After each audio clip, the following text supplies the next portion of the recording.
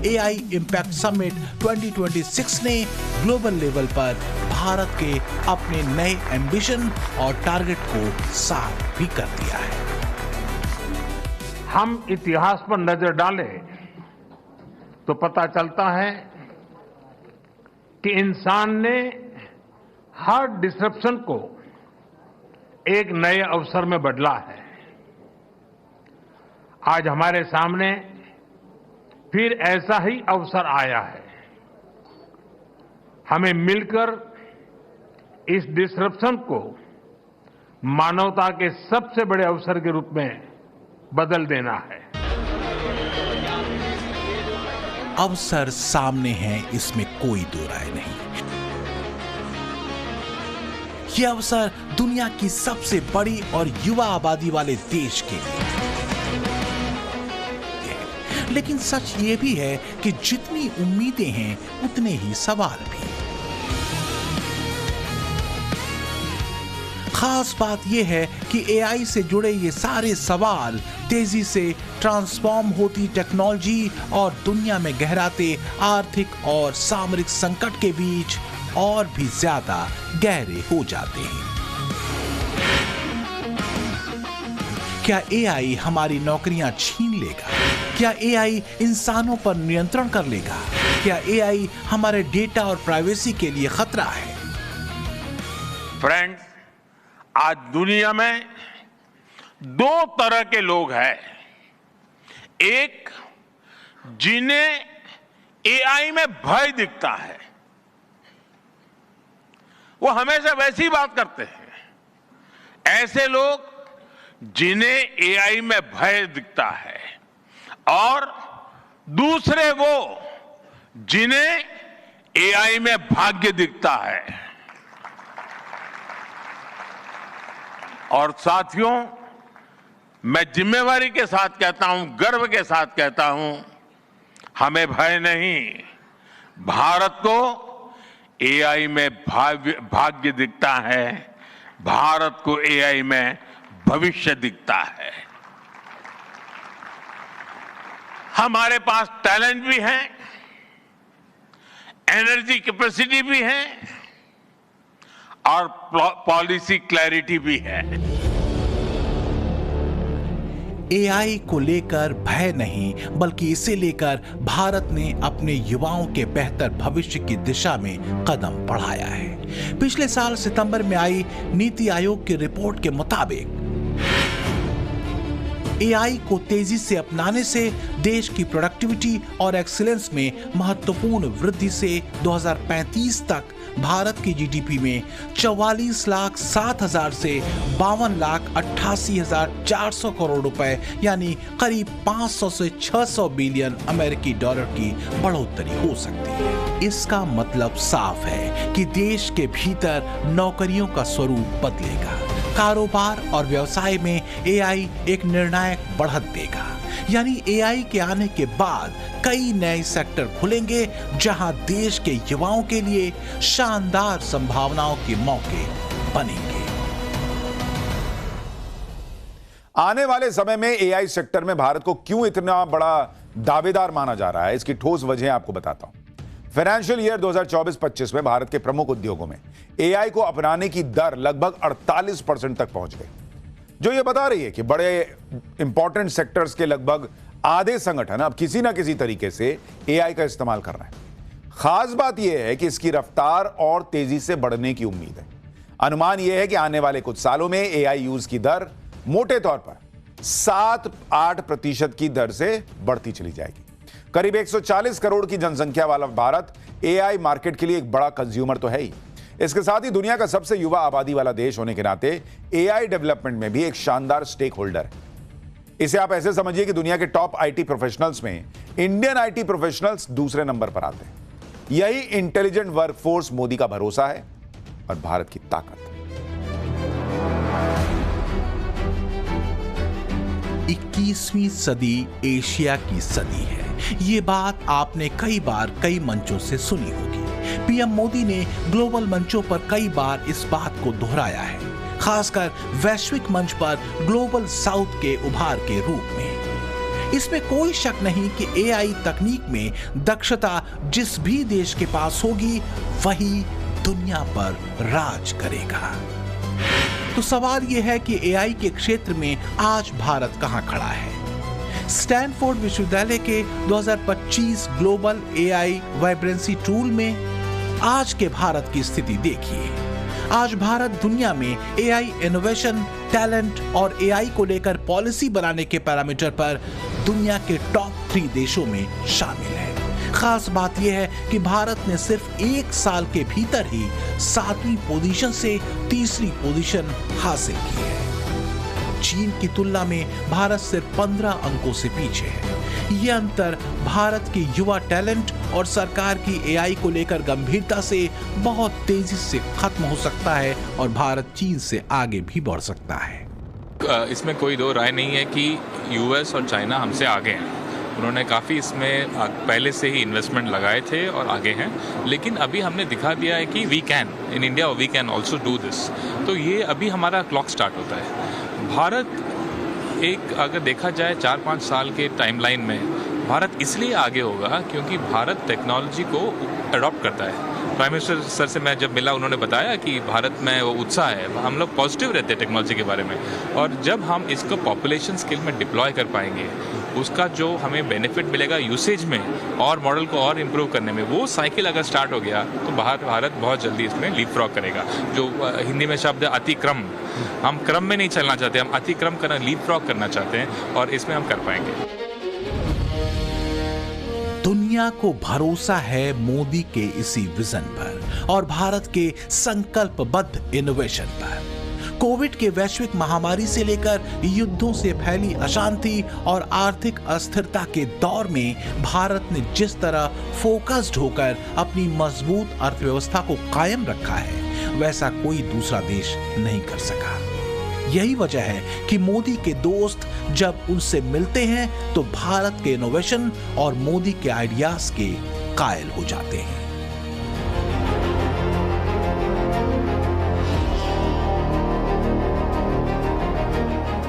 सवाल यह है कि हर भारतीय और खासकर युवा कौन सी तस्वीर पर गर्व करेगा, कौन सी तस्वीर उसके सुनहरे भविष्य के रास्ते से जोड़ती है।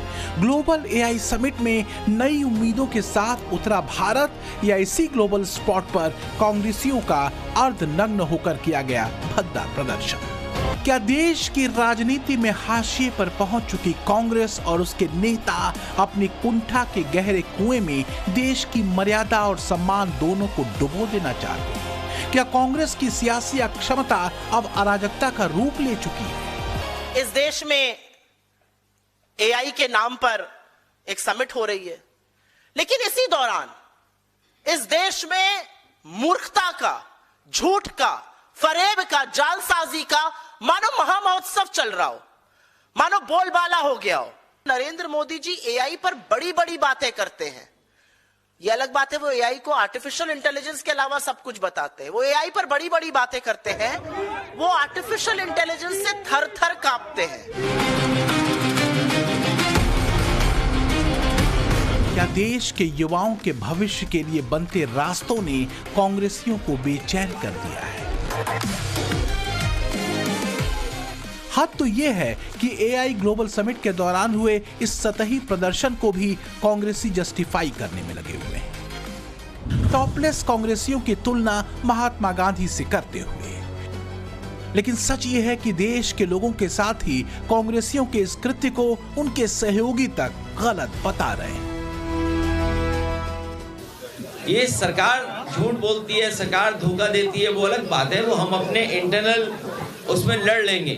अब तो पूरा देश जान गया कि बीजेपी झूठ बोलती है, तो उस तरह का प्रदर्शन नहीं करना चाहिए था जिससे फॉरेन डेलीगेट्स और फॉरेन कंट्री के सामने हमारी आपके देश का अपमान होता। आक्रोश देश में है और आक्रोश कई फ्रंट पे है कि किसी का फाइल में नाम है, कोई एक्शन नहीं हो रहा है, डील को लेकर के क्लैरिटी नहीं है, 2.9 से 50 किया गया, 50 को 18 किया गया और उसको सेलिब्रेट किया जा रहा है, तो परेशानियां हैं। लेकिन मैं समझता हूं कि एक समिट में इस तरह से प्रोटेस्ट की, मैं समझता हूं that was not a good choice. ये एक बेहतर विकल्प नहीं है, बावजूद इसके कि आक्रोश है। देखिए ऐसे वो कॉमनवेल्थ गेम्स में भाजपा ने आंदोलन किया था, अन्ना के आंदोलन के माध्यम से हमें भी बहलाया गया था और दुनिया भर में बदनामी की गई थी कि भारत एक भ्रष्ट देश है, तब भाजपा ने ऐसे किया था। तो ऐसे कोई भी पार्टी ना करे, लेकिन वही मैं कहना चाहता हूं कि गलगोटिया हो या प्रधानमंत्री जी के और जो रेल मंत्री है उनके साथ जो सिक्योरिटी हो, वो जो पूरा बंदोबस्त लगाया गया था, कल भी मेलो मेल चल रहे लोग, तो ये भी उचित नहीं है। ये प्रोफेशनल समिट है, इसे प्रोफेशनली ही कंडक्ट किया जाए, पॉलिटिकली कंडक्ट नहीं किया।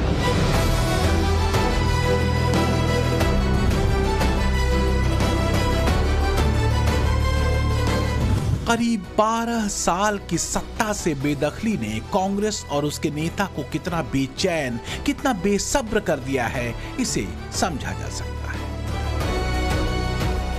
तो क्या कांग्रेस को हर उस तस्वीर से चिढ़ हो चुकी है जो भारत के भविष्य को चमकदार बनाने वाली है? क्या कांग्रेस को यह एहसास हो चुका है कि भारत में मोदी की एआई क्रांति का रोड मैप सत्ता में कांग्रेस की वापसी के रास्ते कहीं हमेशा के लिए बंद न कर दे? ये बहुत आवश्यक है कि हम साथ मिलकर ऐसा रोड मैप बनाएं जिससे एआई का सही इंपैक्ट दिखे।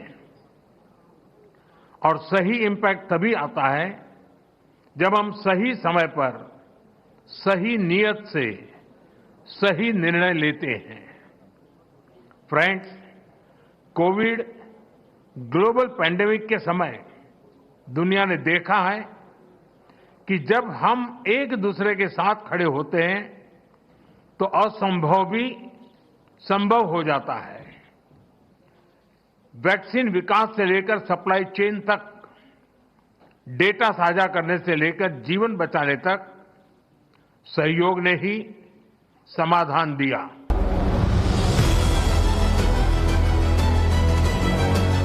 मोदी का विजन बियॉन्ड हॉरिजन इसीलिए कहा जाता है। धीरे धीरे ही सही, लेकिन भारत में एआई क्रांति की शुरुआत हो चुकी है। 2024 की एक स्टडी के मुताबिक भारत की करीब 87% कंपनियां किसी न किसी रूप में एआई का सक्रिय उपयोग कर रही हैं। अलग अलग सेक्टर्स में एआई अडॉप्शन पिछले कुछ सालों में बढ़ा है। जैसे बैंकिंग एंड फाइनेंशियल सेक्टर में एआई अडॉप्शन करीब 68% है, टेक्नोलॉजी में 65%, फार्मा और हेल्थ में 52%, एफएमसीजी रिटेल में 43%, मैन्युफैक्चरिंग में 28%, इंफ्रास्ट्रक्चर और ट्रांसपोर्ट में 22% और मीडिया और एंटरटेनमेंट में करीब 12% एआई एडॉप्शन था 2024 में। तो एक सेक्टर नहीं है बॉस, एग्रीकल्चर से लेकर हेल्थ और फाइनेंस से लेकर डिफेंस तक के सेक्टर में भारत एआई को बड़े गेम चेंजर के तौर पर देख रहा है। और पीएम मोदी की भाषा में कहें तो एक शानदार अवसर के तौर पर अपने विजन इंडिया 2047 के साथ चल रहे मोदी ने देश के युवाओं के लिए भविष्य की जमीन तलाश ली। तभी तो मोदी कहते हैं कि एआई का भय नहीं, भारत के भाग्य को बदलने का माध्यम है।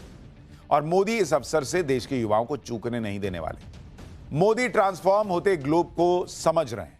वो जानते हैं कि भारत के युवाओं के लिए एआई सिर्फ एक करियर से जुड़ी हुई टेक्नोलॉजी नहीं है, बल्कि एक ऐतिहासिक आर्थिक अवसर भी है।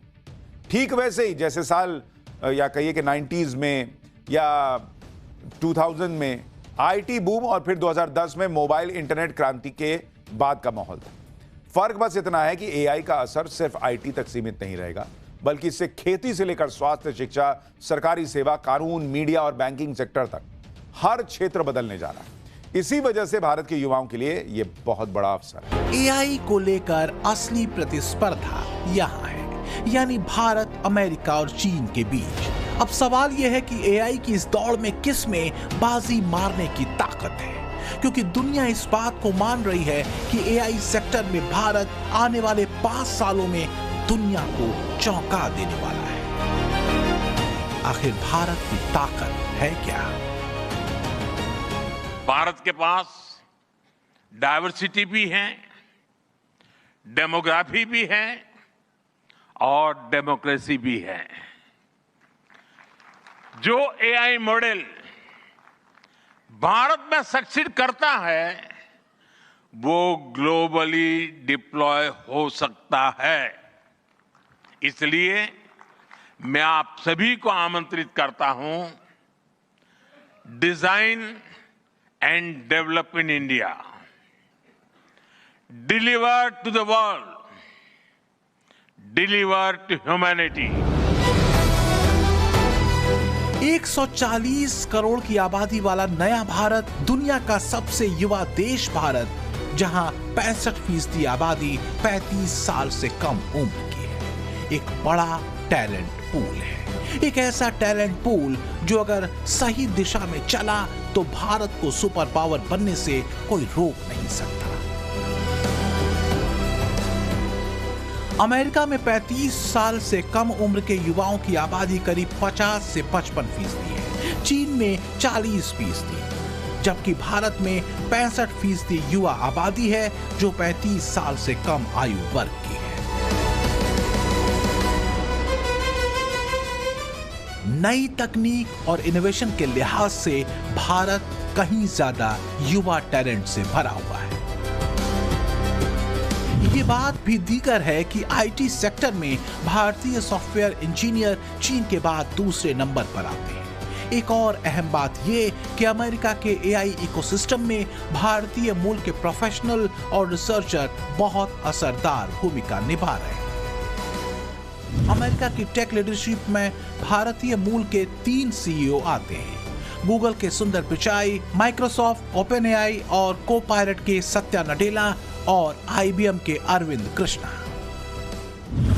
इससे यह समझना मुश्किल नहीं कि एआई सेक्टर में भारतीय टैलेंट किस लेवल का है।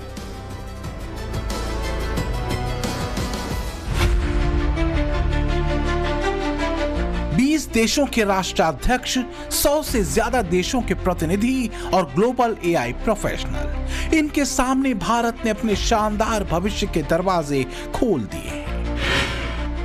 एआई और भारत को लेकर जो उम्मीदें हैं वो फलक पर हैं। इसे आप एआई इंपैक्ट समिट में पहुंचे दिग्गजों की भाषा से समझ सकते हैं।